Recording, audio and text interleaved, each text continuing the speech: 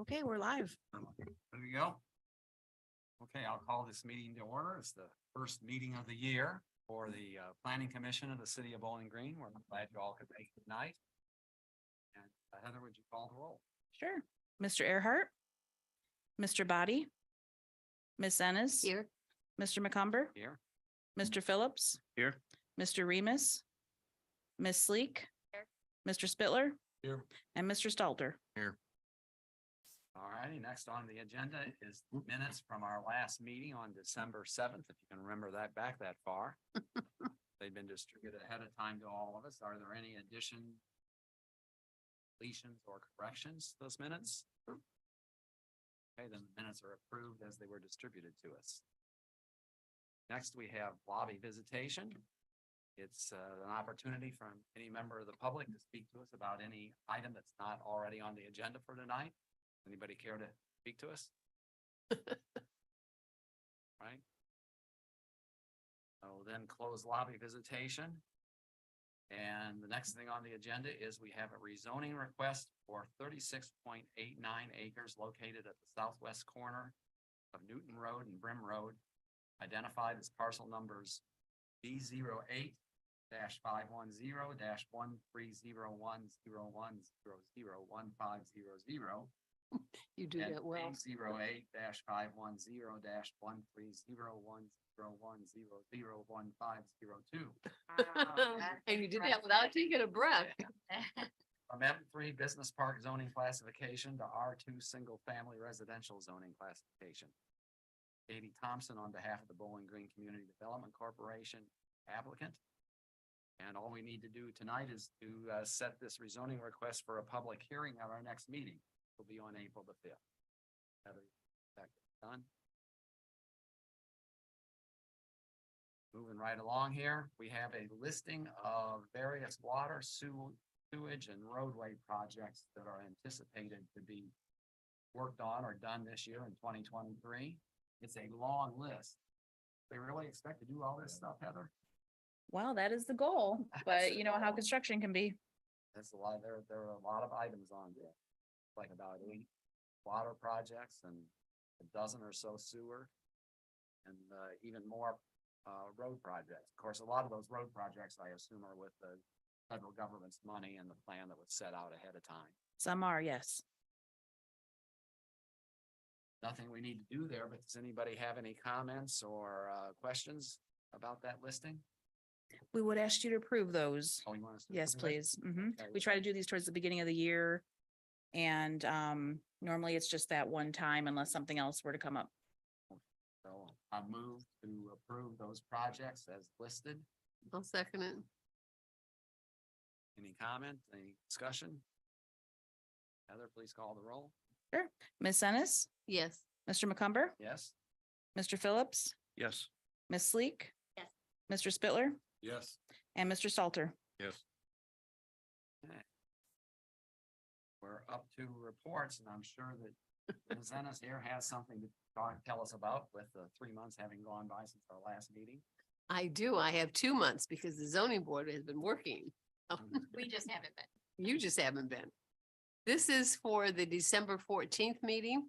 There was 2 variance requests. Michael Zebold of 1301 Burgoyne Avenue had requested a variance to allow the construction of a 6-foot tall fence in the 25-foot yard setback. It's a corner lot, so the fence would be in the front yard that faces Winter Garden Road, which would be 2 feet taller than the 4-foot maximum allowed and extend past the face of the primary structure to the south. I remember he told us that he has 2 dogs that jump the current, if it's not that tall, the 2 dogs that are going to jump it. And there were several neighbors who agreed with that and said that the dogs were nice, but they did visit a lot. So that variance was granted. The second one was Suzanne Swope had requested a variance to allow the construction of a single-family dwelling, which would encroach 3.8 feet into the 10-foot required side yard setback to the south at 827 Legacy Boulevard. After some discussion, that one also passed. That was the end of the December 14th. On Wednesday, February 8th, we had a variance request from David Donnell, 972 Sandridge Road. He had requested the variance to allow the construction of an addition to an existing accessory structure, an L-shaped addition that would be approximately 2,000 square feet, which would exceed the 18-foot maximum height by 4 feet. A variance for the existing accessory building to be 22 feet tall was approved on May 11th, 2005. And to my shock, I found I was on the zoning board in 2005, so I couldn't say too much about it. But this request for variance was also granted. And that's the extent of my reports. Jason. And now my phone's calling me. Thank you, Judy. Heather, do you have a report for us? I know you Yes. gave us something of a written report with our materials. Thank you. So our annual plan, I wish I had it to you by now. It's done, except I'm waiting for the health department to give us their information. So I apologize for that. I was hoping to have it by now. As far as zoning permit status, we're pretty much close to being equal at this time compared to last year. So at this time last year, we had 19 zoning permits and we're at 21. We had 2 single-family housing starts so far this year compared to 2 at the same time last year. We haven't had any additional new construction for multifamily, commercial, industrial, or institutional, which is the same as in 2022. We've been very busy with phone calls though, so I can imagine that you'll see this rise quite a bit here in the next month or two. So as far as new commercial, industrial, and multifamily, since we last met, we issued permits for Klaus Construction to build a speculative industrial building on the new Woodgate Drive, which has not started construction yet, but will soon. And that, if you remember, is an expansion of Woodbridge Business Park that you approved last year in 2022. Hartung, they've been really busy. This is probably their 4th project since 2022 that we've reviewed. So they are doing an addition to their existing building at 815 South Dunbridge Road. Permits that are currently under review and have been for a while, a lot of back and forth with these projects. Caliper Collision, which is a new building at 1195 South Main Street, which is basically just kind of in front of and south of Home Depot. All size storage expansion of additional storage units, 2041 Victory Lane. I believe they'll be applying for variance last we knew. So that's to be continued also. Northwest Community Corrections Center, they're doing a pretty large addition to actually serve females. And that is at 1740 East Gypsy Lane Road. AGAS has applied for a parking lot expansion and some new fencing. That's at 1100 Haskins Road. And then we have a pretty large multifamily project called Summer Grove Apartments that we're getting down to being close to issuing that. So that'll be exciting to add some additional housing into the community. And that is on South Main Street. That is just south of Pagliai's. It doesn't have an address yet. It sits back near the railroad tracks, but it's basically south of Pagliai's. And then you have building owned by the Fight, and then you have WLI. So it's kind of squeezed in there, the drive, and then it'll head to the back. So again, exciting project there. And for subdivisions, we don't have anything new on the horizon yet or in review. As far as the community action plan, East Worcester corridor, and land use plan implementation, the zoning code, if you keep reading and I try to share things with you, that's still ongoing. Council has had 5 work sessions so far. I shared with you the edited zoning code document and map that was just released last week. So those were revisions made by the Planning Commission and City Council. So that was important to get that out. And we have reworked the entire city website. So it's still very easy to get to it and review the documents, but it was a little more organized fashion. So City Council just announced, I gave you a copy of the press release, that there will be another 2 work sessions in March and then a public forum. So I gave you the dates on this handout of March 13th, March 23rd, and March 27th at 6 o'clock in the Veterans Building. Those will be did I already say 6 p.m.? Sorry. Those will also be live streamed and recorded. So if you desire to watch those from the comfort of your home or later on, you can do so. Again, we're just trying to be very transparent and have the access to the community as much as we can. So again, that's ongoing. We're hoping to wrap that up though. It's hard to live in the current zoning code world and the future zoning code world. And when you have developers call, it makes it really difficult to give them those disclaimers. Well, right now are the regulations, but they might change in June, July, hopefully, but we'll see. Downtown Forward, I sent you their survey. I thought it was important that you help spread the word on the survey for the public to answer questions about the downtown as they plan for the future of that. And I think who's on that committee? Nate, you are. So if you have anything to add, please feel free. Just got the update this morning, I think it was, they've got 825 surveys in. Great, their goal is 1,000, so getting there, if you haven't done it yet, we'll give your input. Great, Fine. Good. awesome. And all right, tell somebody else. But good, thank you. Yes, thank you. Is there a deadline for that? There is, but I don't know it. Okay, Yeah. okay, no problem. Just do it tonight when you get home. Soon. Okay, so also in regards to the East Worcester corridor and all the planning we've done with that with the land use plan, you might not think a roundabout is necessary to mention because you've already approved the roundabout, but I wanted to give you an update on that construction starting actually on March 20th. So you'll see quite a bit of activity out there. But also it's important because again, it's continuing the implementation of the plans for East Worcester Street. There will actually, the second phase will be adding the medians.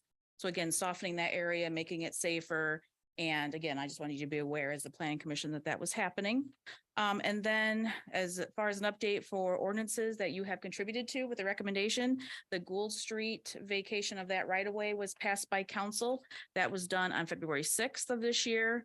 As far as things that aren't so exciting, but it's a necessary activity is the Census Bureau. We are the representative of that and we have to report boundary changes every year. And so that was done and we made the no worries, we made the due date.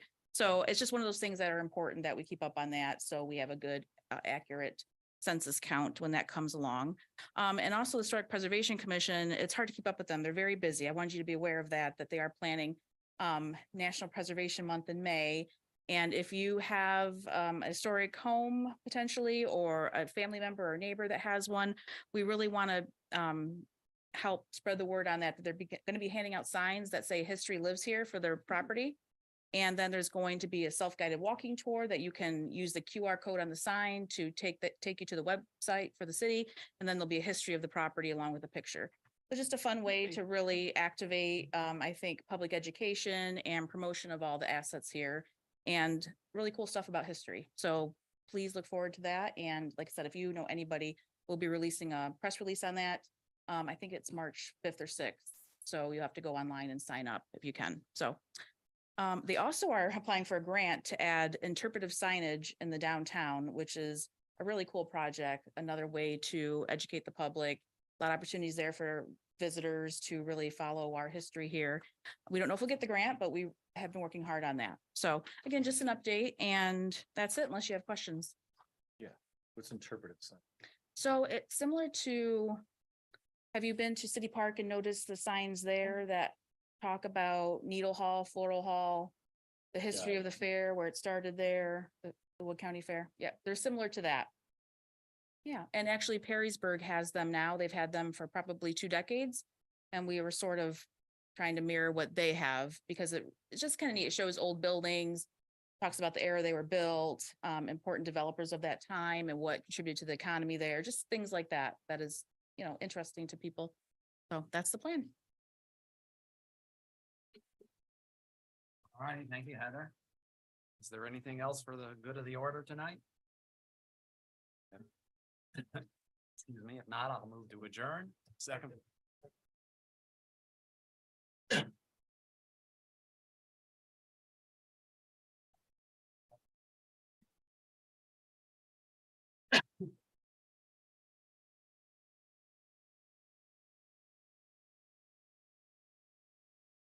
You have the opportunity to do that at our public hearing at our next meeting. And we- April the 5th. And as an adjoining property owner, you'll receive a letter again announcing the public hearing. Okay, thank you. All righty, somebody seconded the motion to adjourn? Second. Joe did. We're all in favor, aye? Aye.